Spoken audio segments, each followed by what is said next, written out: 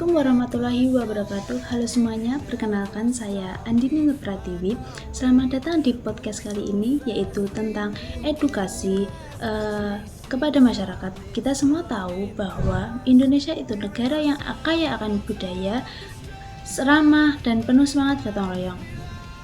Tapi jujur saja, ada beberapa karakteristik manusia yang Indonesia yang sering dianggap kurang baik, seperti kurang disiplin, mudah iri, kurang toleransi. Nah, vlog kali ini nggak cuman ngomongin hal negatifnya saja, kita juga mau edukasi masyarakat Indonesia untuk lebih baik. Mari kita bahas bersama hal ini untuk memperbaiki bagaimana cara masyarakat Indonesia menjadi lebih baik lagi. Pertama, kita akan membahas hal yang sering disebutkan, yaitu kurang disiplin. Kita sering lihat ya, orang Indonesia itu kadang suka datang telat saat berjanjian, antrian yang nggak tertib, lalu buang sampah sembarangan. Contohnya saja di jalan raya, lampu merah, atau tempat-tempat yang dianggap yang saran doang.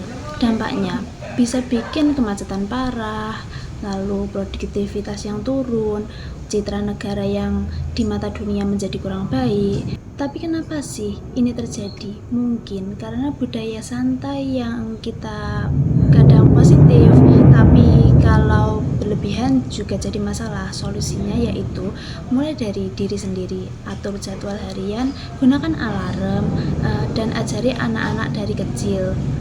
Misalnya sekolah atau ke kantor saja itu harus yang tepat waktu, terus lalu yang kita kalau semuanya harus disiplin, Indonesia akan menjadi lebih maju lagi.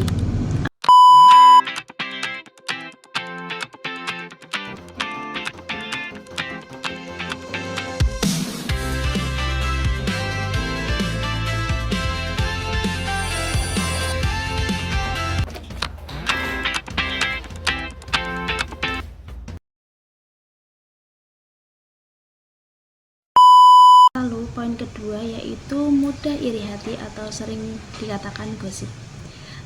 Mudah iri hati atau gosip itu kita sering dengar seperti tetangga gosipin tetangga lain atau iri sama kesuksesan orang lain. Contohnya di media sosial, orang yang suka komen negatif atau teman-teman saat naik jabatan, dampaknya bisa rusak hubungan sosial, bikin stres dan menghambat kemajuan bersama. Ini mungkin karena budaya kolektif kita yang kuat, tapi kalau nggak dikontrol jadi racun. Solusinya yaitu fokus pada diri kita sendiri, positive thinking, ikuti akun inspiratif, dan ikut komunitas yang mendukung satu sama lain. Mari kita ubah iri jadi motivasi.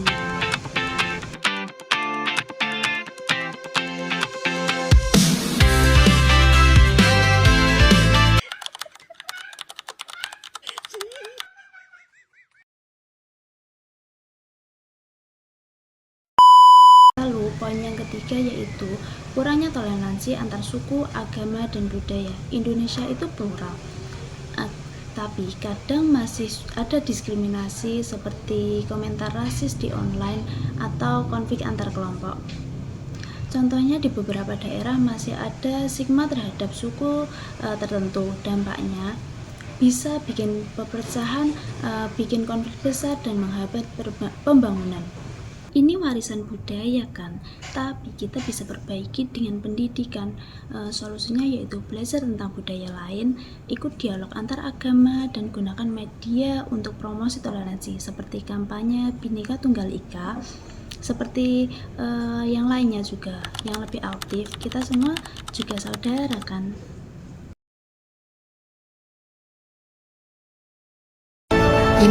Indonesia adalah negara kepulauan dengan kekayaan alam yang melimpah. Ada berbagai suku bangsa di dalamnya yang melahirkan adat dan budaya yang membuat kekayaan Nusantara tiada tandingannya. Ragam budaya yang masih terjaga mampu memukau mata dunia. Indonesia menyimpan segala pesona mulai dari alam, budaya, suku, dan adat istiadatnya, serta telah menjadi identitas tanah air yang tidak dapat dipungkiri. Warisan yang diturunkan secara turun-temurun bukan sekedar tutur belaka, melainkan sebuah modal untuk mengangkat citra bangsa di mata dunia. Saya sebagai warga Indonesia bangga menjadi bagian dari bangsa Indonesia. Lalu, kurangnya peduli terhadap lingkungan, seperti kita biasanya membuang sampah sembarangan, suka buang sampah seenaknya, terus lalu deforestation atau populasi sungai. Contohnya pantai-pantai indah yang sering kotor karena sampah plastik.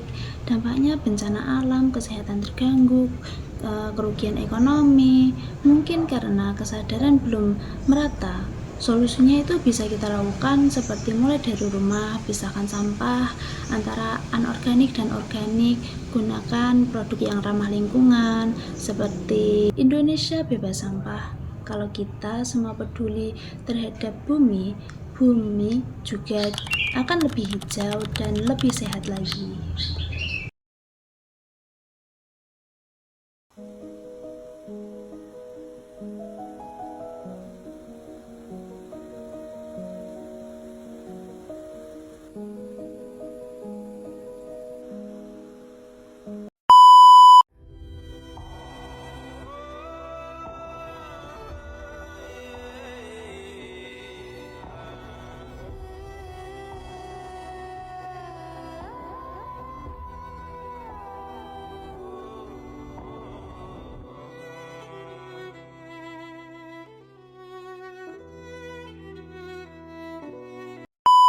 Lalu yang terakhir yaitu korupsi atau nepotisme.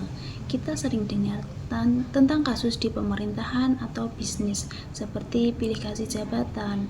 Dampaknya pembangunan terlambat, kepercayaan masyarakat turun, dan uang negara hilang. Ini memang masalah sistematik, tapi kita bisa mulai dari hal kecil, yaitu solusinya bisa dari jadi warga yang jujur, laporkan korupsi, dukung pemimpin yang bersih, lalu pendidikan anti korupsi dari sekolah yang penting. Mari kita wujudkan Indonesia yang bersih dan bebas anti korupsi. Korupsi adalah musuh kita bersama. Ibarat virus, korupsi juga tersebar di mana-mana.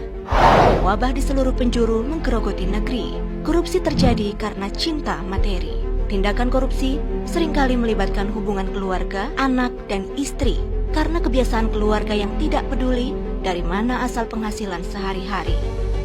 Karena itu, keluarga punya pengaruh besar untuk mencegah korupsi dari akar. Di balik keluarga yang terhormat, ada anggota keluarga yang hebat, yang selalu mengingatkan sumber pendapatan dan menjaga makna kebahagiaan dengan kesederhanaan. Jangan sampai terlambat hingga semuanya menjadi kiamat. Ditangkap penegak hukum, penghuni rumah tahanan bertahun-tahun tidak pulang. Melihat keluarga dari kejauhan, rasa sesal yang berkepanjangan.